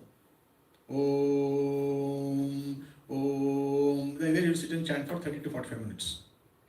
That's all. Everything else God will take care. So you just have to be here. Don't miss that chance unless you absolutely have to be somewhere else. More about it I will speak when we come to that. Anything else you want to know about Swami, any experiences, anything? Yes. It's just a practical question. So, I mean, obviously we are either in a work environment or in a Sai environment. And let's say you see something clearly and you're trying to explain, and doesn't matter, even at home. And if it is not being received, what is your suggestion or advice on should we just let it go, even though you know that you are seeing something and the rest of the group or rest of the people, co-worker or family members are not resonating? Does it matter whether they listen? Swami saw clearly we are God. And 70 years from the age of 16, he said, "You're God, you're God, you're God." None of it saw it. What did he do? He saw clearly, right, that we are wonderful beings, but we kept on living our miserable, depressed lives. And Swami kept saying, what did he do? He kept saying, and then he left it. And he said once to me in Telugu, "Cheppedi na dharma, chesedi mi karma." Cheppedi na dharma means to tell is my dharma, to do or not is your karma. What can I do? So, first of all, this idea that I am seeing it, others are not, no. You are seeing something, they are also seeing something. In their world, everybody is right. Okay? In their world, everybody is right. Now, I'm just saying these things, but each of these things is a 3-hour session in the programs that you do. Everybody in their world is right. So you may think you are right and you've seen it something clearly and it's very obvious to you that this is the right way. Same as obvious it is to someone else that their way is right. Just your obviousness is not more valuable than their obviousness. It is obvious to you, but it's obvious to them also. So first of all, nobody really knows what is right and wrong. This is what you feel. Sometimes you have the power to make it happen, sometimes you don't. So you make the point and, see, okay, this is the last important thing I want to tell you. Be very clear. What is your frame? I want to explain to you. Every picture has a frame. If the picture starts to come out of the frame, then it's a problem, no? You have to clip the picture, downsize it, and the picture has to be within the frame. What is the frame of your life? When you are entering any field of activity, be very clear. Who are you? And what are you trying to achieve? Why are you entering? Let us say you get a new girlfriend. Okay? You were single, now you have a girlfriend. I am asking you why? Who are you and why have you entered this situation now? What is your framing? What do you want? Why? Tell me. Why would you have a girlfriend? For what? Or a boyfriend? Why? Why? You want to experience a sense of intimacy, a sense of belongingness, a sense of companionship. Correct? That's why, no? Intimacy, physical intimacy, emotional intimacy, you want to sense, like, yeah, there is someone for me and there is a loving exchange of words and thoughts and actions and, that's why you enter, no? This is your frame. Don't lose sight of your frame. Now be in your frame. Be about what you went in there to accomplish. Now think clearly. What kinds of words, what kind of actions, what kind of thoughts, what kind of emotions falls within that frame? You are here to generate love in that relationship. Now my girlfriend forgot my birthday. Now I am angry, I am feeling hurt, I am rejected. How could you do that? You are the words. I hate this relationship. I don't know why I ever met you. How could you not remember? I am not important to you. You don't care about me. I am asking you, is this generating love, intimacy, companionship and beauty in your relationship? Is it? Then you have fallen out of the frame. You lost sight of why did you enter this. So if you forgot and you heard, well, how within the frame, how do you deal with it? In a way that generates love, intimacy and companionship for which only you entered the relationship. Tell me, how can you handle this? You really wanted to be wished, your girlfriend forgot your birthday. Now, within this frame, how do you deal with this matter? Tell me.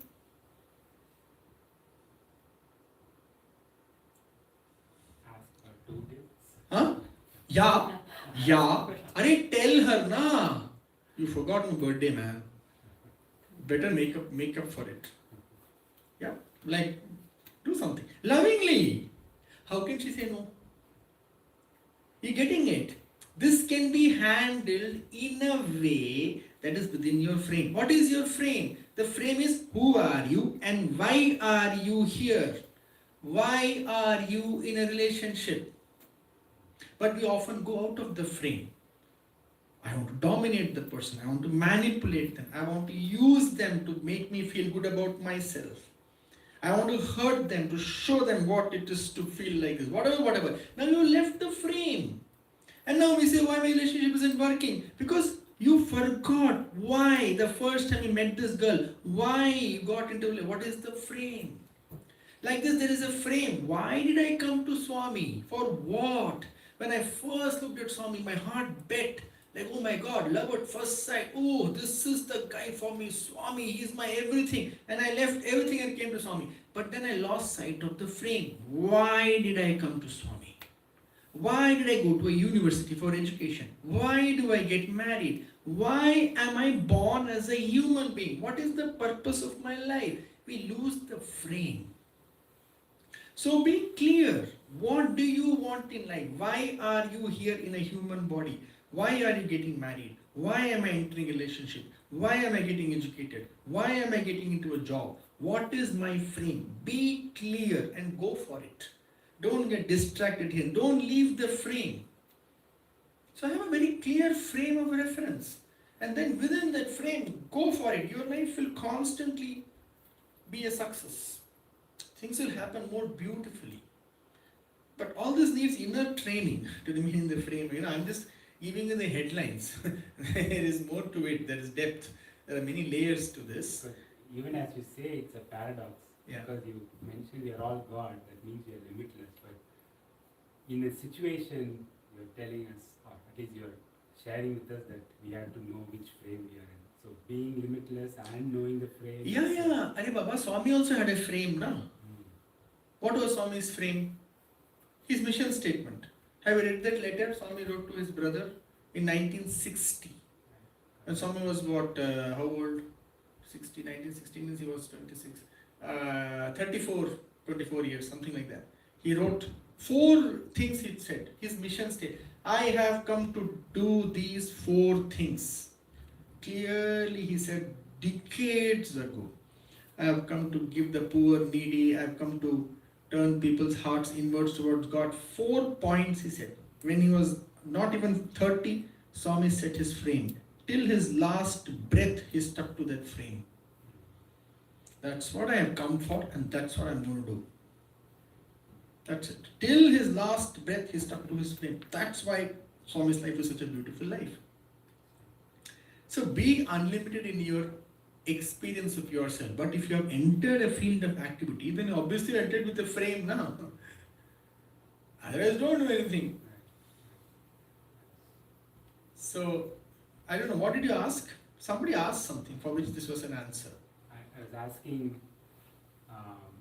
if I see something clearly in a given situation. So but be very clear. Why have you entered the Sai organization? Why?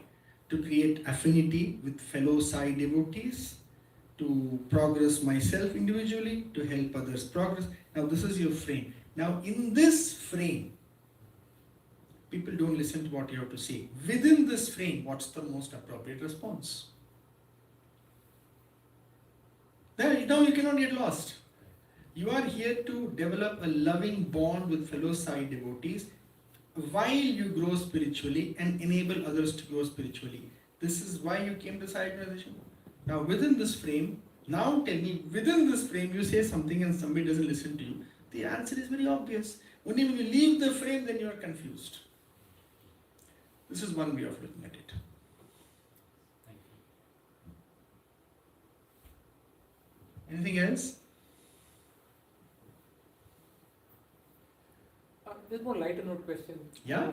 Let's make it How light, do very you- heavy. How do you identify whether the voice is from God or the voice is Yo, this is a lighter note. Hello. What is light about this? This is a very involved question. Everything is the voice of the God only. Everything is voice of mind only. Okay, I'll give you a very brief answer. This question comes all the time. Is this my mind or is this the voice of God? Why voice of God is coming from where? From your mind only, no?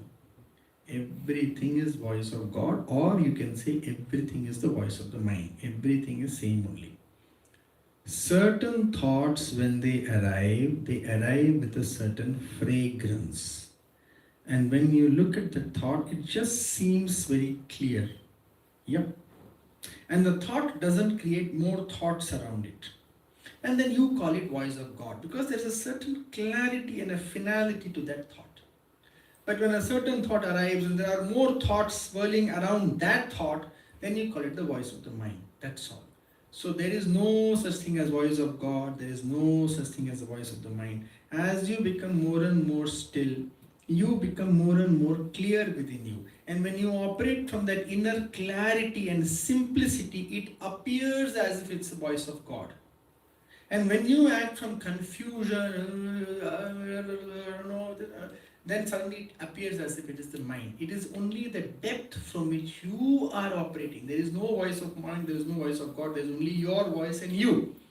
The more deep you become as a person, I'll tell you one thing. I am a certified scuba diver. You know what scuba diving is? So I am allowed to scuba dive till 18 meters alone, 18 to 20 meters below the ocean. I'm training now to go to the next level, which allows you to go up to 30 meters. So I was once scuba diving in the Andaman Sea. And I was 18, 20 meters. It will be almost dark. You need light. And very interesting, all kinds of fishes, and you're swimming, you're going. Then after about 30-40 minutes, oxygen reduces, so you have to come up in your tank. So we started ascending. There's a way to ascend. If anybody has scuba dive, you will know. You can't just ascend. Your lung will explode. You have to come slowly. From 18 you come to 15, then you wait for 2 minutes. Then from 15 you go to 10 meters, then you wait for 5 minutes. Then from 10 meters you go to 5 meters, or another 10 minutes. Slowly, because the lung is under pressure. Every 10 meters of water is 1 atmospheric pressure. So when you're 20 meters, you are under 3 atmospheric pressures compared to the surface. Anyway, I don't want to bore you with all the science and all that. So you ascend slowly. Otherwise your lung will really burst, you'll die. So you ascend slowly. So we're ascending. And when I was just 5 meters under the surface of the ocean, I looked up and I felt some tiny drops, tick, tick, tick, like drops of water falling, like on the surface, Sunlight was coming, it was very nice. Then I came out and my head surfaced out of the ocean. You know what was happening? Thunder, storm, rain was pouring down. Nothing wrong about it. We swam to the boat and we sat in the boat, but I'm just saying, just 5 meters below, it looked like something. And I was 10 meters below, I did not even know what was happening on the surface. This is the joy of living in the depths. Outer life doesn't even touch you. Like you live in a very rarefied inner depth. And when I came out, oh my God, it's a storm. Like thundering, rain, clouds, rain is splashing the ocean. Okay? And just 5 meters also, not even 100 meters, 5 meters, it just looks like some drops are tip, like this drizzling or something like that. So that day I realized, wow, like in depths you don't even know, such a storm is happening and you don't even know what's going on.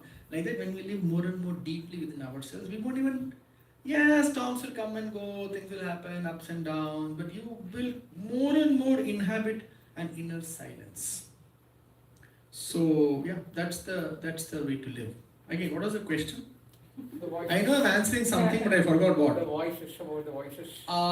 So the more deeply you live, you feel like you are listening to the voice of God, but there is no difference. It's just you have become different. So now everything seems very clear. Oh yeah. It seems simple, clear. Then you feel like, God is talking to me. Otherwise, everything is, you are only God.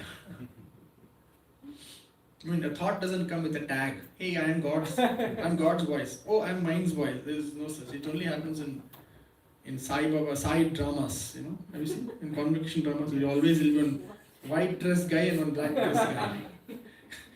You always have that in, I don't know, you must also have it in your young adult drama and all, right? When guys say, what should I do, what should I do? And then one white guy will come, like white, not white guy dressed in white gown. He's supposed to be the voice of God. And the poor fellow dressed in all black. There also we are racist. You know, why? I don't know why. Why white can't be devil? I want to know. Why? Why can't the black be the voice of the God, you know? But always it's the other. So the white robe, they are telling you good things. Do this, trust God. And the black will do, no, do this, hit that guy. And you're like, oh, what should I listen to? It's all rubbish. There's no such thing. There's only one voice. Okay. Anything else? After listening to all of this, I think my wife needs this program. Okay. It's a joke. Yeah. So this is another thing. You know, this is so amazing. You know, he's joking, but actually he's not. We always think that the other person in my life needs to be fixed. Okay? And this is true because actually in my program, what I have done, Inside Out we call it, 400, including this batch, 460 to 65 people have done that program. Out of that, statistically I have checked, I have all their details and everything in a database. Statistically, close to 70% are females, women. Because all these husbands think that their wives needs to be fixed. They send their wives to the program, but they don't come. I mean, some come, that's why 30% men are there. And then these wives become super free inside, like, oh wow, like, you know. And now those very husbands have a problem. Why did I send you to this program? Now suddenly I can't control you. Oh, suddenly you are like so strong, so clear, so independent. So yeah, it is true. You know, people just always think the other person needs to be fixed. Parents think children need to be fixed. So many parents come to me and say, you know, my son really needs your program. I said, the fact that you think that your son needs the program means 100% that I'm telling you, you need the program. It's not a joke. Because the fact that you are still looking at your son as needing to be fixed means you have to first fix your vision of him. And I will tell you one very big secret, okay? I have seen this. Like if you see me as dumb and stupid, and if you see me as very smart and intelligent, in your presence, my stupidity and dumbness will come out, corroborating what you already think of me. And in your presence, my intelligence will come out, corroborating what you already think of me. I have seen this in my life. Okay, I have seen a son. When that son is in front of the father, suddenly he is all smart and organized. And suddenly when he is dealing with his mother, he is all bumbling like an idiot. Because the mother thinks that my son is an idiot and he really, I don't know, God, if I die tomorrow, who will take care of my son? That's her vision of him. In that field, the son shows up like that. And the father thinks that he's good, he's cool, he'll make his life. What is there to fear? In that field, the son shows up in a different way. You know, I have seen this in my own life. People come and say, God, this person is horrible. Don't even. And he comes in my energy or she comes in my energy. I'm like, this person is godly. Like, what is wrong with this? So amazing. They're so nice, so kind, so polite, so conscious. But everybody thinks they are a devil. But in my energy, they can't be that. It's not possible because my seeing of them is not that. I cannot see them. I cannot judge them. I see them as whole, perfect and complete. I cannot see them with disrespectful eyes. In my energy, that's how they are. I have seen this multiple times. So I am saying, if you think your son needs fixing, your son will show up in your field as someone who needs to be fixed. You understand what I just said? Something what I said is very powerful. If you think your wife needs fixing, in your field, your wife will show up as someone who needs to be fixed. But you are not understanding that your vision is creating it. Is anybody from physics here? Like some physics training you have? Engineering, physics. You know quantum physics? You know the observership effect? You are observing something, changes it. There is no electron there. Suddenly you go looking for it and the electron comes. You're looking at something changes what you are looking at. What you are looking at is not separate from your looking. So when you constantly see your husband, your wife, your son as somebody needing to be fixed, and they go on showing up in your field as someone who needs to be fixed. So first, fix your vision.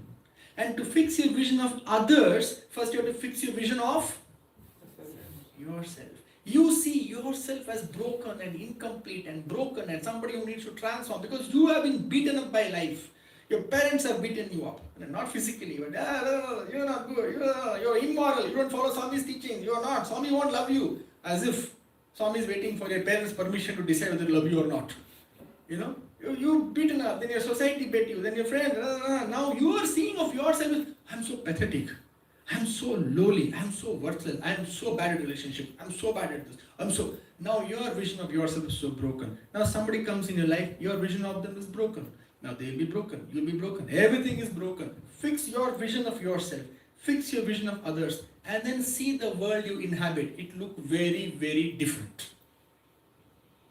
There is no fixed world we inhabit.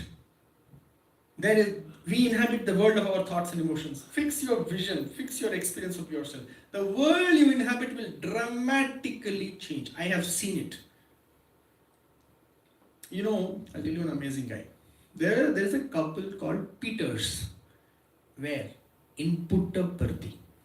One guy is white, one guy is a South African, brown guy. They are gay. They are a gay couple. In Puttaparthi, they hold hands.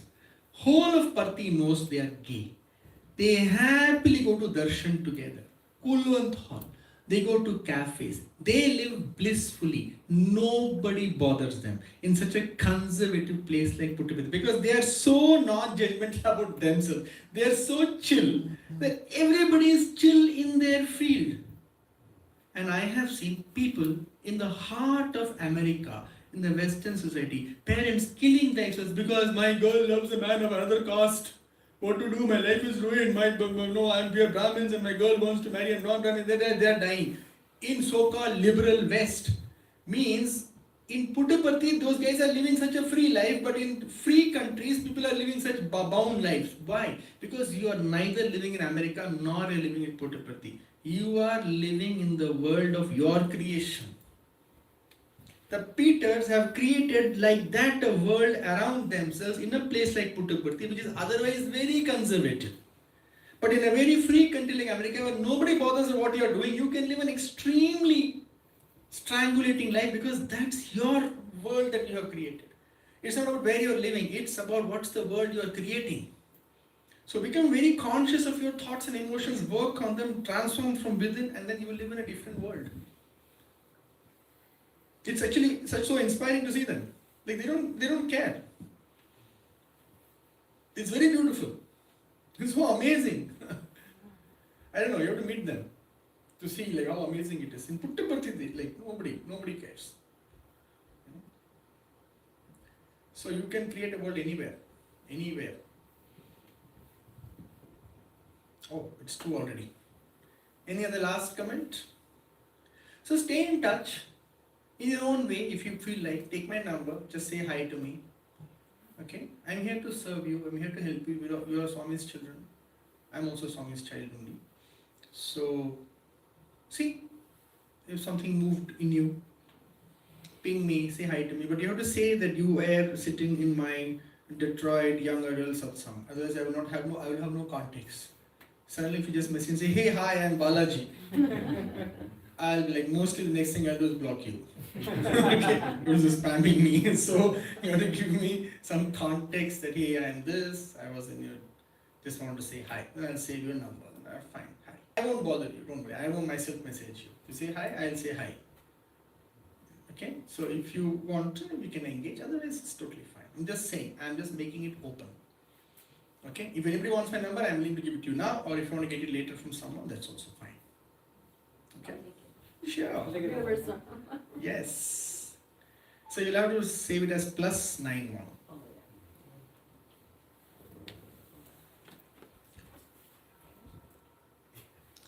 Don't feel compelled just because your neighbor is saving my number, you don't have to. Here is where being yourself starts, okay? If you think you don't want to stay in touch with me, be yourself. Don't. Okay? Be fully yourself. Be courageous. Don't follow the mob. Plus 91107 63919. This is my mobile and this is also my WhatsApp. Will you just give me a hi on WhatsApp just to see if you saved my number correctly? And then you can take it from her also, in case you lose it or you can't save it. What's your good name now? Bhavani. Okay. One second.